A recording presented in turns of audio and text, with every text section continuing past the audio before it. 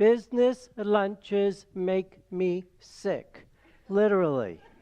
Literally, business lunches make me sick. I mean, I'll be honest with you, I have a temperamental, abbreviated digestive system that just can't deal with business lunches. I mean, it's a bit of a generalization because the reality is it's anything that causes stress while I'm eating that just doesn't sit well with my digestive system. And what I found so affirming was after preaching this homily last night, the number of people that came up after Mass and said, yeah, business lunches make me sick too. And so does family drama. Yes, you see, family drama contributes a bit to that whole stress thing too during a meal. I mean, I was just home visiting my family the last couple of weeks, and there were a couple meals that I knew were on the calendar, and sometimes some of the people that show up at the meals, my family, seem to thrive on family drama and make sure that that family drama is part of our meals together, which typically makes me sick. And so I was not necessarily fully looking forward to some of these gatherings, but I will be honest with you, it was a wonderful time home. Every meal was fantastic. Everybody in the family behaved this time, and we're just in a really good place. And it was so nice to spend a couple weeks just enjoying my family, being present with my family, sharing meals with my family, and not dealing with family drama. Because think to yourself, how draining to you is family drama? Does it sometimes make you sick? Think about poor Jesus Christ, invited to the home of Martha and Mary. And what is he exposed to? Family drama. I mean, what a awkward moment to have Martha come in and air a grudge that she has with her sister. Certainly would have given me indigestion. But I like how Jesus responded to Luke chapter 10, verses 41 to 42.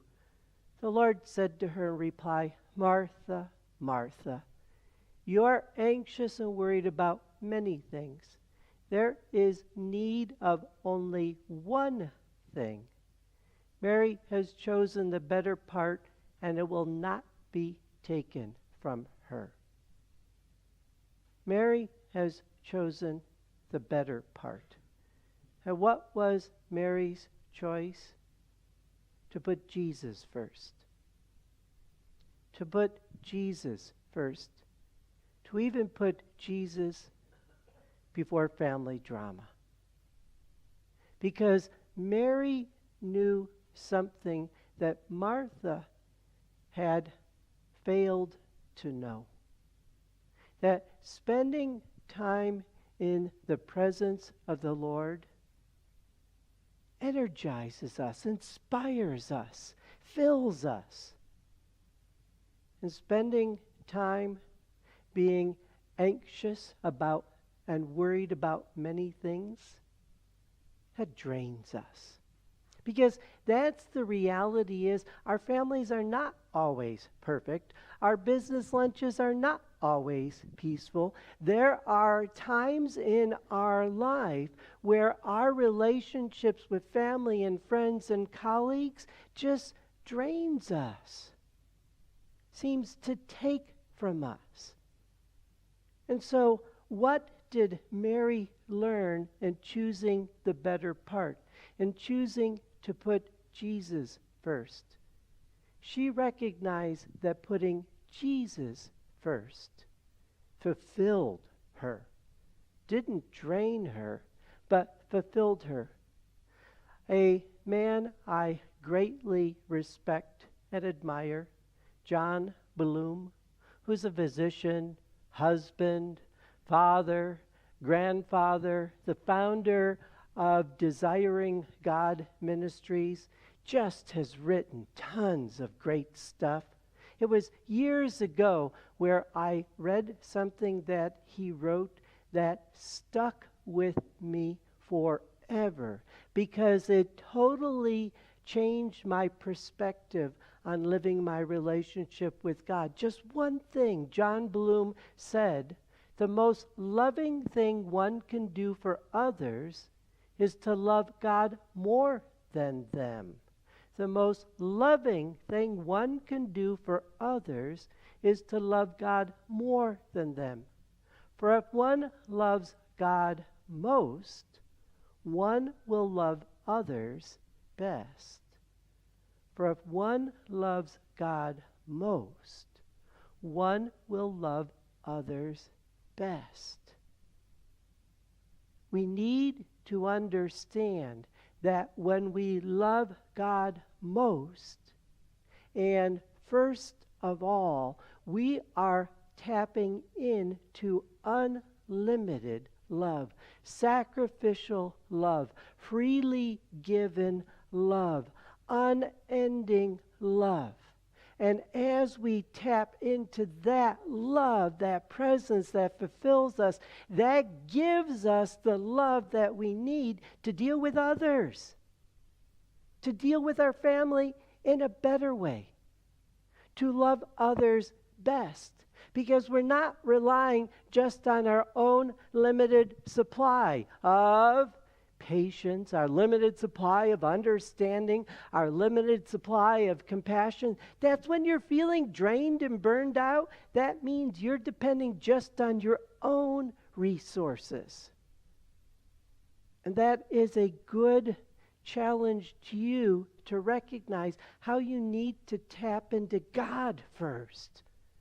Tap into God's unlimited love so that you can love without limits. To tap into God's unlimited love so that you can love without limits. But that's a total reversal of the thinking of so many people. Don't ever say to me, because I will remember when you say this to me, and you're not going to like what I'm going to say back. But people will say to me, "You're not going to see me at church next weekend because I have family coming in and visiting."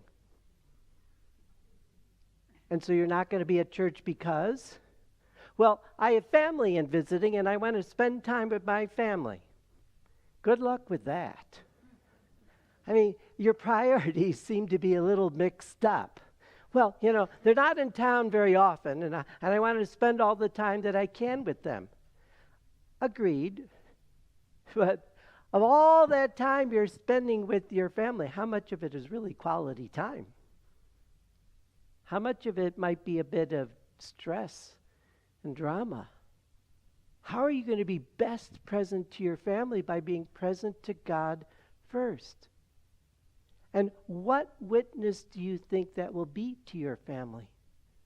To say, "Hey, I'm going to take off for an hour and spend time with God."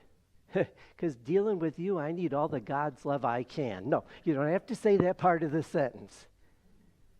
But help them to understand that the most loving thing one can do for others is to love God more than them. For if one loves God most, one will love others best. So the message I just want you to take home is helping families to focus is to help families focus on God.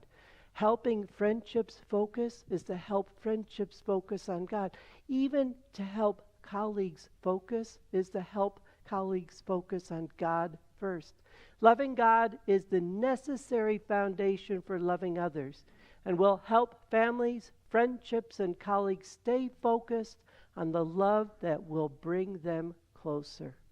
To stay focused, connected, and filled with that unlimited love of God that will help us to be closer to one another and to love others more deeply, more fully, and more freely.